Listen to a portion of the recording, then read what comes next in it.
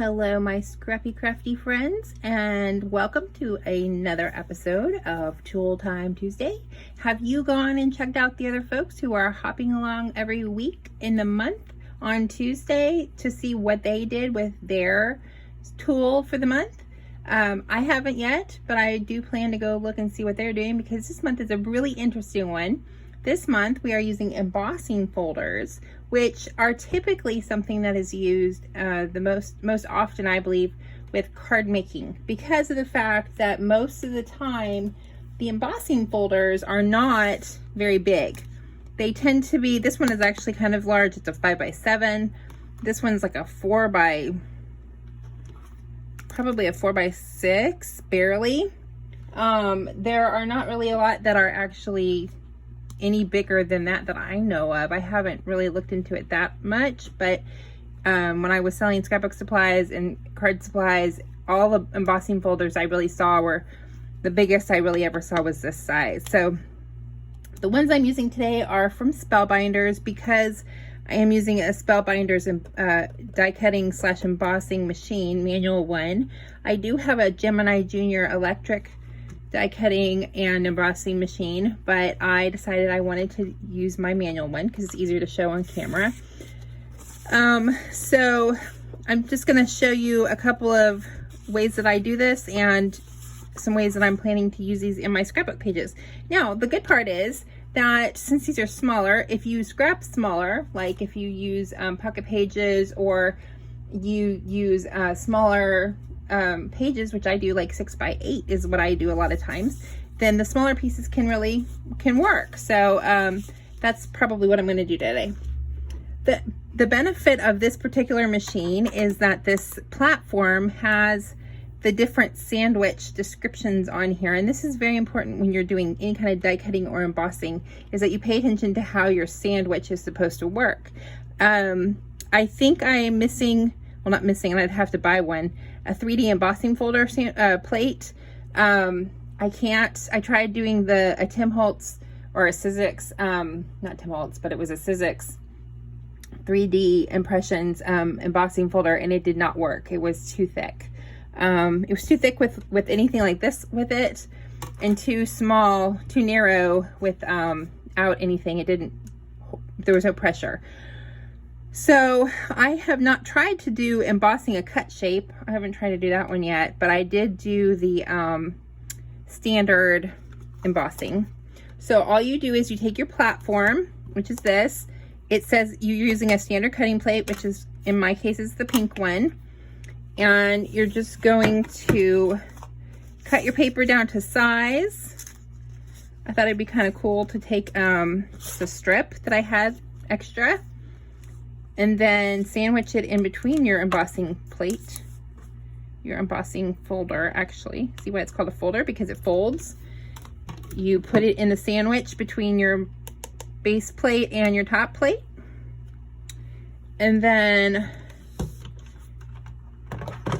you just kind of roll it in here. I like to put my hand in this handle so that I can hold the machine down while I'm turning, and then you just turn.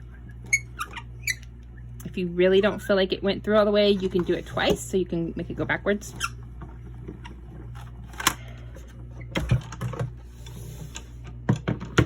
And then when you take it out, you have a piece of paper that has been embossed, which means some of the paper is pushed down and some of the paper is raised. And that can be used as an accent on your paper, on your background, in your project. So if you're making a card, if you're making a scrapbook page, you can take your paper, and this one won't emboss everything. It won't emboss anything on the outside of the edge. Actually, I'll just do a smaller piece. But you can do any size piece you want, as long as it's smaller than the cutting thing or smaller than the folder. If it's smaller than your cutting mat, then you can still do it. It just won't emboss outside of your folder.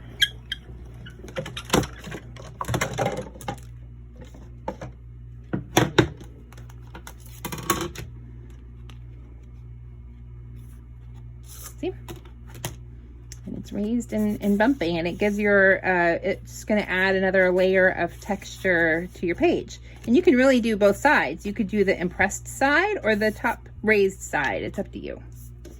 So I actually tried, this is just some simple cardstock. It's not super heavy. A friend of mine gave me a whole bunch of her solid cardstock. This is definitely not basil or anything super heavy. So I did this one, and then I tried it on a piece of Vicky Bouton pattern paper. The only problem with pattern paper is the cracking. So it does tend to crack a little bit, and you can see it more on this side, I think. But if you don't mind that, or if you're planning to just cover it up with a photo, then it doesn't really matter, right? So I thought this one looked pretty cool. Even though there's circles on the pattern of the paper, it's actually a pretty neat design to have that on the background there. It doesn't really compete too much with it. So that's pretty much how you emboss. I always try to make my Tool Time Tuesday videos be educational and process oriented, sometimes more than actual layout oriented. But here's a page that I started. Oh no, I lost one. I thought I was here. It is. And this paper is roughly 5 by 7. You can see it didn't quite get it at the bottom. I could even cut that off if I really wanted to. I could also just take one of these and make a little strip going down. But remember, my page is 5 by 7 or 6 by 8. So if I just wanted to have an accent paper, I might just do it like that, right?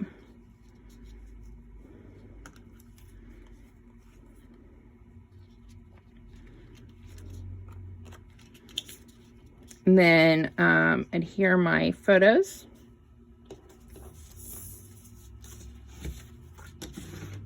And add in some embellishments.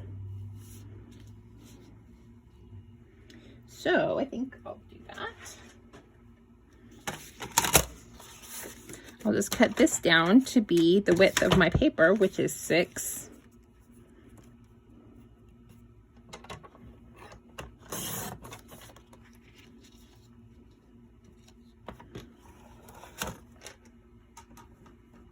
And you do have to realize it's going to be a little bit of a challenge to get that embossed paper to stick, which is a fun part of life. So I'm going to try this, and then I'm going to add a little bit of wet glue also.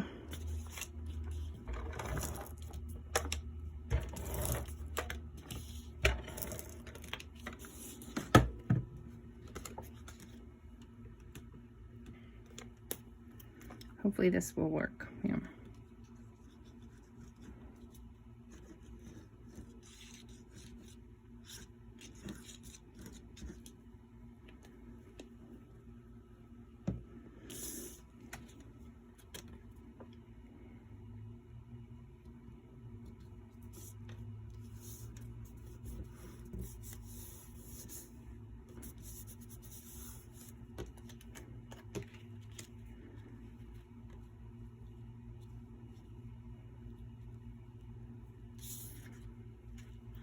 And then to adhere my photos,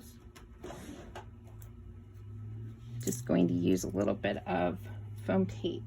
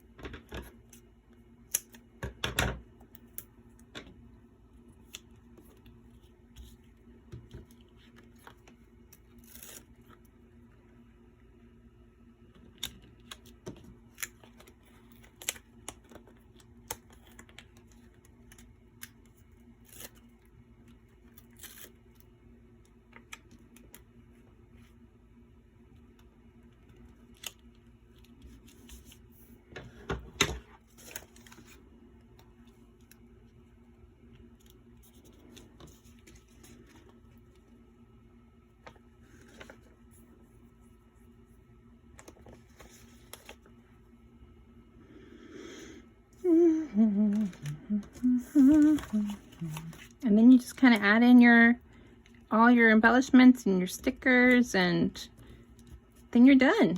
And that is a really fun way to add in some extra trying to decide if I want to put that there. Some extra texture to your page. I love it. I love it. Thank you so much for joining me today on this Tool Time Tuesday hop. I hope that you will go check out the other folks who are playing along, and that you will learn something great and be able to apply it to your future layouts. So thank you so much. I'll do some close-ups at the end.